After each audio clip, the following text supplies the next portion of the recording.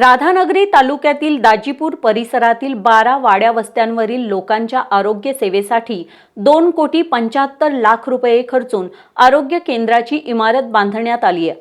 मात्र या ठिकाणी उपचारच मिळत नसल्याने ग्रामस्थ संतापलेत। आरोग्य केंद्रातील रिक्त पद तात्काळ भरून रुग्णसेवा पूर्ण क्षमतेने सुरू केली नाही तर आरोग्य केंद्राला कुलूप लावू असा इशारा सरपंच प्रतिभाताई कोरगावकर यांनी दिलाय।